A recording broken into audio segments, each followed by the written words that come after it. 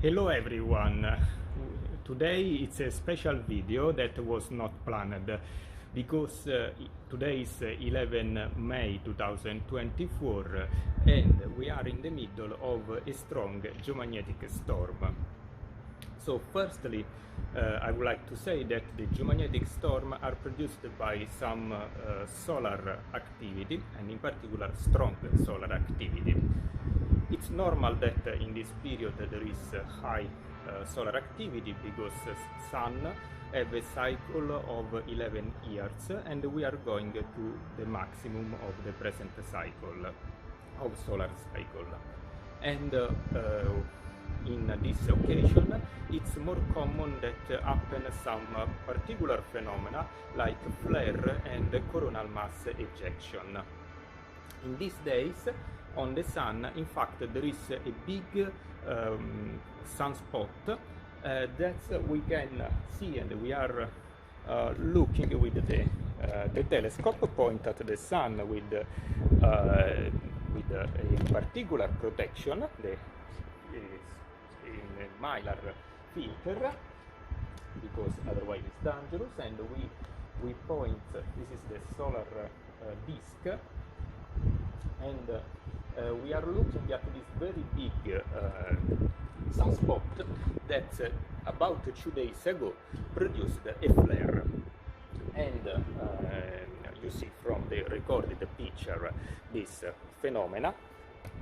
And what is the fact is that this ejection of material from the sun, strong ejection, point toward the Earth and impact yesterday evening in the electromagnetic system of the Earth, in particular the electromagnetic shield that surround our Earth. And the geomagnetic field was altered as demonstrated by DST index, which is an index that measures how much is the activity of geomagnetic activity on the Earth. So this index dropped down at around minus 350 nanotesla yesterday evening, and today at 3 UT it reached minus 412 nanotesla. This is a strong geomagnetic storm and strong geomagnetic activity. In fact, the geomagnetic activity is classified by NOAA with a scale that goes from G0, there is no activity, to G5. And this level, G1, G2, G3, G4 and G5, are classified in function of another index that is a planetary index that is called the KP. And when KP overpassed the value of 9 or reached 9, the storm is classified at the maximum level, that is G5, and in this case the geomagnetic index KT reached 9, or the equivalent, because KT is a logarithmic scale, the equivalent scale of AP reached 400 nanotesla, as also in parallel with the DST. The difference is that DST is measured around the equator of the Earth on 4 geomagnetic ground observatories, while KT is measured on 12 geomagnetic observatories distributed at different latitude, providing a better indication of what is the geomagnetic activity in the Earth. So, we have a clear indication that we are in a strong geomagnetic storm. The storm is still ongoing. Now it seems to pass the highest peak that was in this morning about 3 UT time, and now it's started what is called the recovery phase. What is very interesting to underline is that at the beginning the DST has predicted increased his value before the drop down at around plus 62 nanotesla, then drop down and have some oscillation, and now seems to start the recovery phase that could take several days or even weeks to come back to a quiet activity, and we don't know exactly how it will going.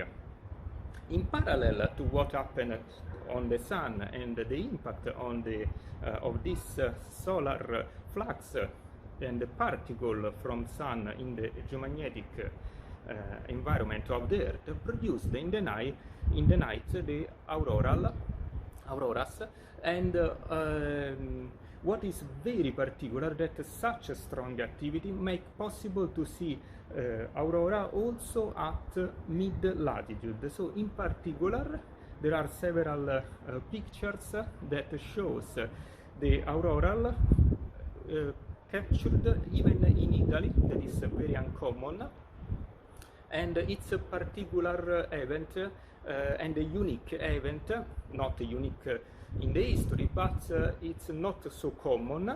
Normally it can occur only during the maximum of solar cycle, so every 11 years, but not all maximum of the solar cycle are at the same level. So this one is particularly stronger than the previous the previous maximum of solar cycle. That in fact in the previous, if I was not wrong, the maximum activity was G4 and never reached G5. Today, now the activity is classified a few hours ago as G5 on this scale, so the maximum geomagnetic activity. And we can see in the picture that you see in the screen a photo of the night sky taken from Rome, close to the ancient street built by ancient Roman, Appia Street. In the inner part inside Rome of this street, some red sky, and I'm not sure that this red is really the effect of the auroral activity in the sky of Rome, because there is also light pollution, so it's difficult to discriminate the effect induced by the light pollution from the one of the geomagnetic activity. So I give you this picture without the certainness that it's due to the solar activity and is not just light pollution.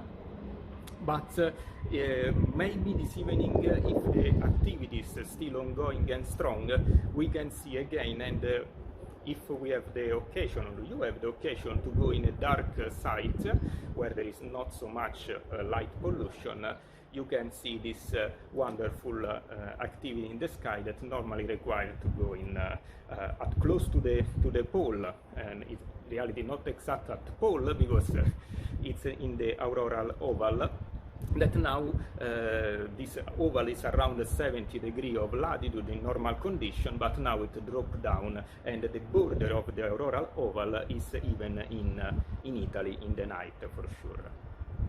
Then you can ask us, in this channel we discuss more the earthquake effects. In this case there is not a direct correlation or direct effect on the earthquake, but I would like to just get the occasion to discuss a couple of points that in reality is not so sure that the geomagnetic activity doesn't influence the earthquake. But firstly, the first point is that I would like we discuss that the DST index reached the value of below minus 400 nanotesla, and for the analysis that normally I conduct on the earthquakes, I study the ionosphere, searching possible ionospheric disturbance induced by the earthquake. But to be sure that these disturbances are not produced by the sun, then I exclude the time when the DST index normally is out of minus 20 or plus 20 nanotesla. So in this case we are very much out of the standard threshold. In fact, we are in a geomagnetic storm, and it's exactly what I don't want to confuse the disturbance in the ionosphere produced by a geomagnetic storm with the possible seismo-ionospheric disturbance. There are some works that try to discriminate the effects produced by the sun in the ionosphere, so the geomagnetic activity, from the one produced eventually by the earthquake, but they are discussable, and anyway someone is promising.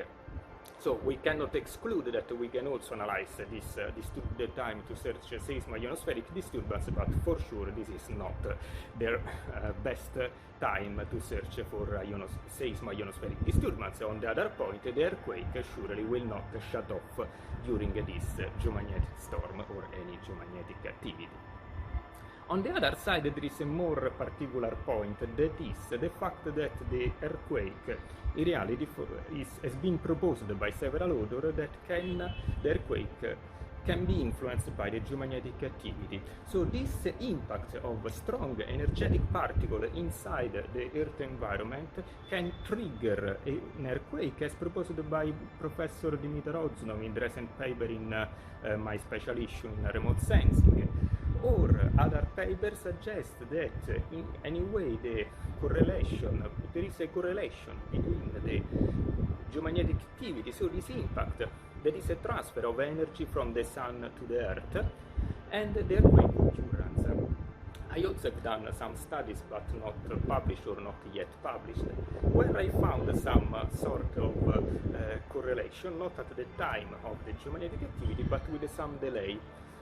And the mechanism could be that surely the earthquakes are not produced by geomagnetic activity, but if the stress is accumulating and the fault is close to the time of generating an earthquake, the input of energy due to the geomagnetic storm could trigger finally the earthquake.